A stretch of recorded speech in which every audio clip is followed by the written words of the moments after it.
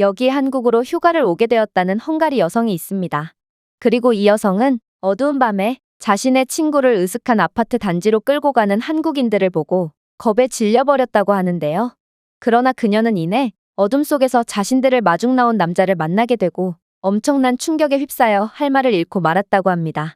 그렇다면 이 외국인이 한국에서 대체 무슨 일을 경험했던 것인지 자세한 내용 살펴보도록 하겠습니다.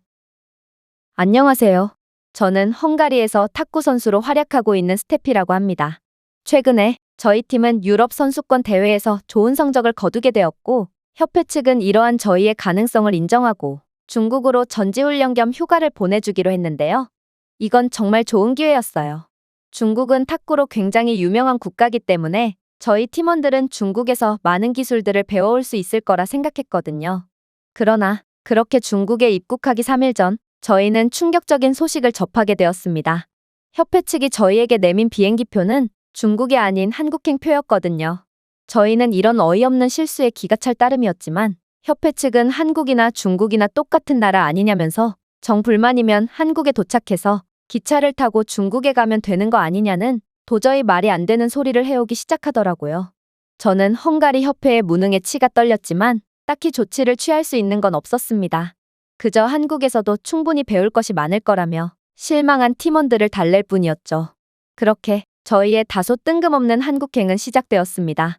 그리고 저희는 한국에 도착하자마자 이상한 경험을 하게 되었죠. 그건 바로 입국 수속을 받을 때의 일이었는데 한국인 담당자는 저희를 필요 이상으로 유심히 보기 시작했거든요. 그러더니 저희의 여권 사진이 실물과 많이 다른 것 같다는 청천벽력 같은 이야기를 하더라고요. 저는 순간 입국이 거절되는 건가 싶어 엄청난 불안감이 엄습했는데 공항 직원은 이내 예상치도 못한 말을 하기 시작하는 거 아니겠어요? 아무래도 여권 사진이 너무 오래된 것 같은데요. 다행히도 한국 공항에는 이런 상황을 대비하여 얼굴 대신 귀를 검사하는 직원 매뉴얼이 존재하지만 숙소나 경찰 등의 서비스 지원을 받을 경우에는 이러한 오래된 사진 때문에 불필요한 오해를 받을 수 있습니다. 다행히도 인천공항의 수속장 옆에 바로 사진관이 존재하니 그곳에서 사진 촬영을 다시 해오시면 임시 여행 신분증을 발급해드리겠습니다. 저는 그녀의 다소 황당한 말을 듣고 이게 도대체 무슨 말인가 싶어 의아할 따름이었습니다.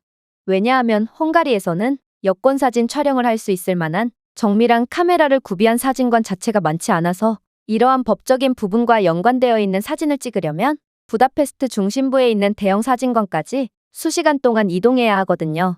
심지어 각종 법적 증명서와 동의서 등 여러 행정 처리를 전부 마치려면 최소 3개월은 기다려야 사진을 촬영할 수 있죠. 그래서 헝가리인들은 여권 사진 문제 때문에 해외에 입국하는 것 자체가 힘든 게 현실입니다. 그런데 어떻게 한국에서는 이러한 모든 과정을 생략한 채 그저 공항에서 간편하게 여권 사진 촬영을 할 수가 있는 건지 저는 그녀의 말을 도저히 믿을 수가 없었습니다. 그런데 그녀의 말을 따라 이동한 곳에는 정말로 그럴싸해 보이는 사진관이 존재하고 있었는데요.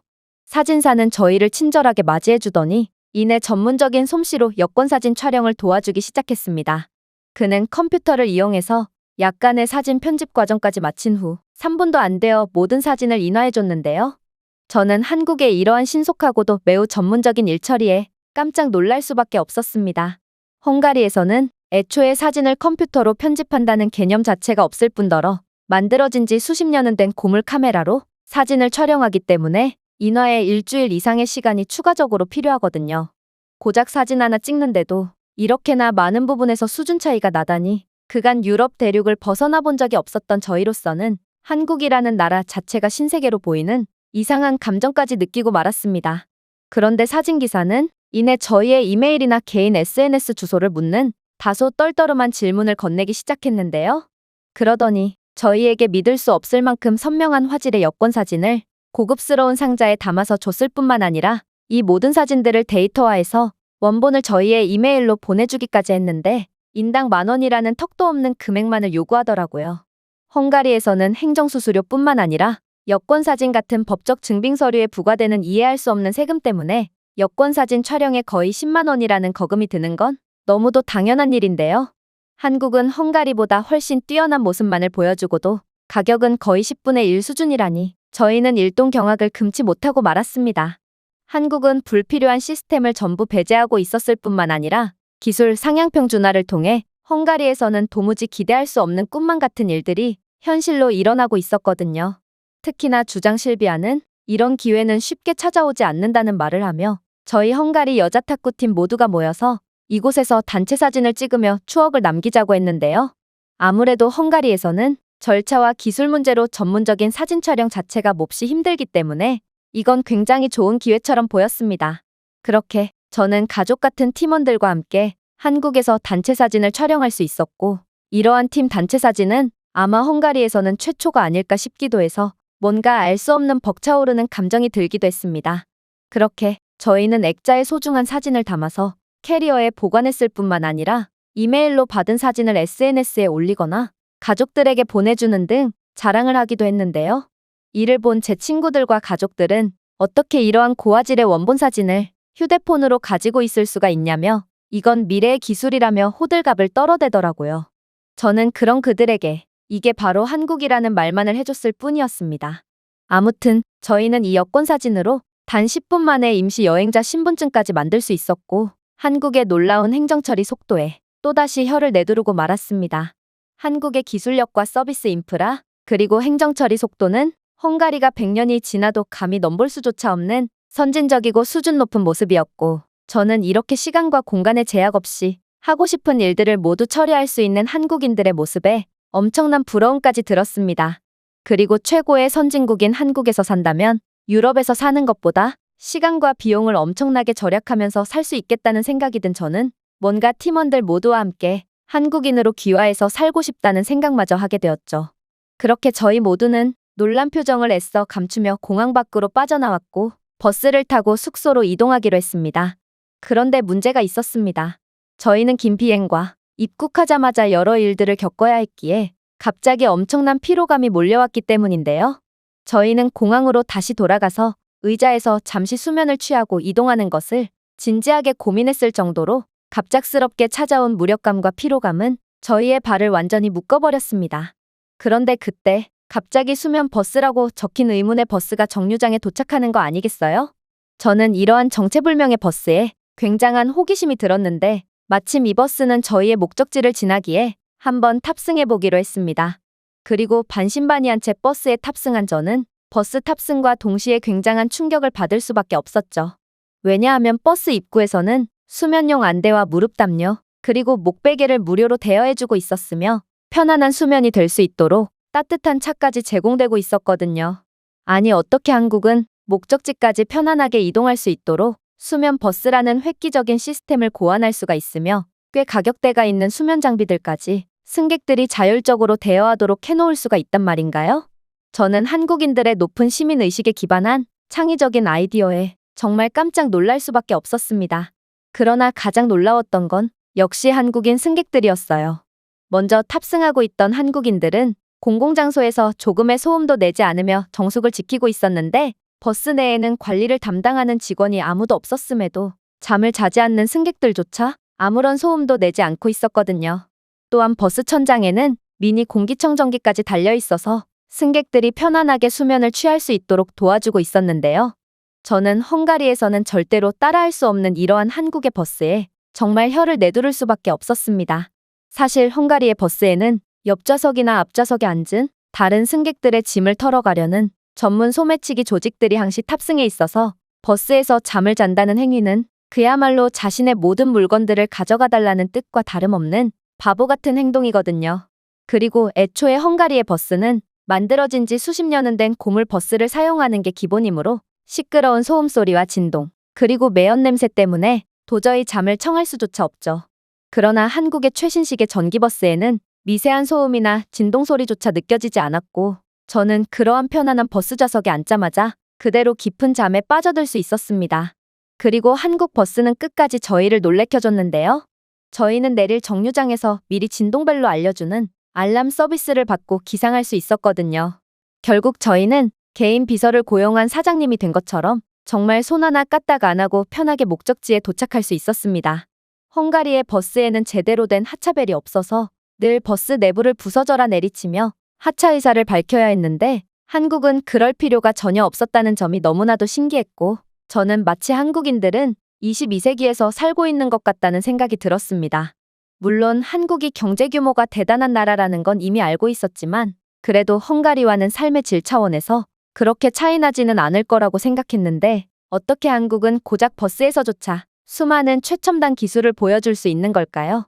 저는 헝가리의 부자들이나 타는 리무진보다 훨씬 더 고급스럽고 편안했던 한국 버스에 완전히 반해버렸고 아무래도 한국의 서민들은 헝가리의 억만장자들보다 훨씬 더 편하고 부유한 삶을 살아가고 있다는 생각이 들었습니다. 극심한 비염과 불면증을 앓고 있던 실비아마저 한국의 버스에서 코가 뻥 뚫리고 옷에 침까지 질질 흘려가며 깊은 잠에 빠진 것을 보면 그 누구도 제 의견에 토를 달지 못할 테죠. 그렇게 저희는 무사히 숙소에 도착할 수 있었고 휴식을 취하다 보니 어느새 자야 할 시간이 다가왔더라고요. 그런데 저희는 아까 버스에서 너무도 깊게 잠들어서 그런지 도저히 잠이 오지 않는 거 아니겠어요? 그래서인지 저희 팀의 막내인 바슈티는 잠시 숙소 근처의 공용시설에서 산책이라도 하고 오자고 말해오더군요. 저희는 에어비앤비를 통해 아파트 단지에서 숙박하고 있었고 바슈티는 이곳 단지에는 여러 입주민 공용시설들이 있다며 한번 둘러보자고 했죠. 저희는 그녀의 황당한 발언에 기겁을 하며 반대했습니다. 일단 기본적으로 밤은 위험하기도 했고 이렇게 늦은 시간에 공용시설을 이용할 수 있을 리가 없었거든요. 그러나 그녀는 저희가 함께하지 않으면 혼자서라도 나가겠다는 고집을 부릴 뿐이었고 결국 안 그래도 한국의 놀랍도록 선진적인 모습에 반해 한국의 열렬한 팬이 되어버린 팀원들은 하나둘씩 그녀의 의견에 동조하기 시작했습니다. 그렇게 저는 어쩔 수 없이 팀원들에 의해 아파트 공용시설로 끌려가게 되었죠. 그리고 공용공간에 도착한 그 순간 저는 도저히 믿지 못할 장면을 목격하고 말았습니다. 왜냐하면 분명히 밤이었음에도 한국인들은 남녀노소 할 것 없이 모여서 단지 내에서 산책이나 생활 스포츠를 즐기고 있었거든요. 심지어 이곳에는 탁구장까지 존재했는데 야간에도 탁구를 즐길 수 있도록 조명시설까지 완벽하게 갖추고 있더라고요. 사실 헝가리의 탁구장은 선수용 시설이 아닌 경우 낮에만 운영되는 게 기본인데 헝가리에서는 전기세가 아깝다며 밤에도 불을 잘 켜두지 않거든요. 그런데 한국은 가로등 시설이 빼곡하게 설치되어 있어서 어둠 속을 환하게 밝히고 있었을 뿐더러 스포츠 시설에도 완벽한 조명 시설이 구비되어 있어서 야간에 그것도 집 앞에서 탁구나 축구, 그리고 배드민턴 같은 스포츠를 즐길 수 있던 것입니다. 저는 한국의 이러한 놀라운 모습에 한국이 인구수에 비해 세계적인 스포츠 선수들이 압도적으로 많을 수밖에 없던 이유를 이해하게 되었는데요.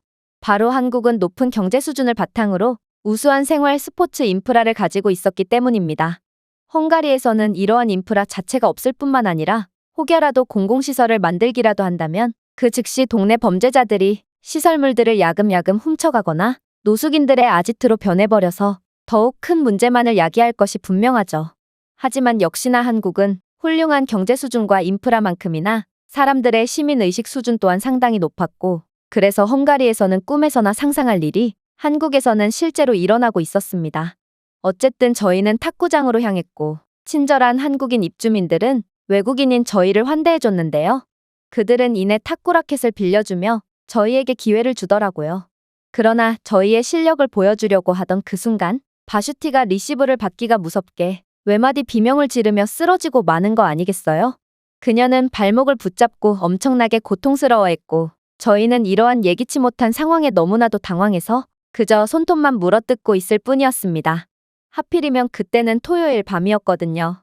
헝가리에서는 아무리 대학병원이라도 24시간을 운영하는 응급실 자체가 거의 없고 있다고 해도 주말 새벽은 전부 쉬는 게 당연하게 여겨지기에 이 시간에 아프면 다음날 아침까지 기다려야 합니다.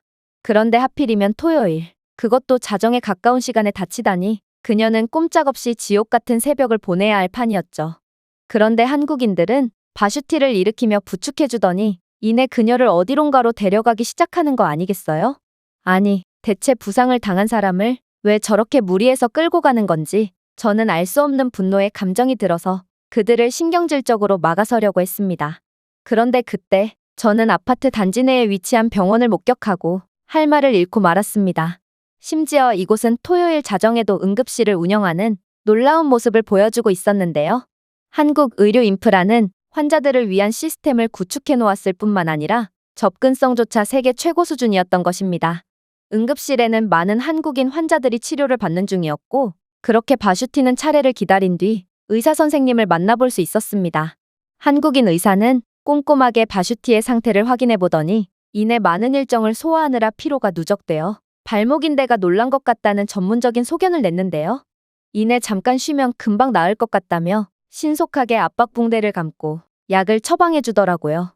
저는 그녀가 다치자마자 곧바로 치료를 받는 모습을 보고 아프면 고통을 참을 필요가 없이 곧바로 병원을 갈 수 있는 한국인들의 삶에 엄청난 부러움이 들었습니다.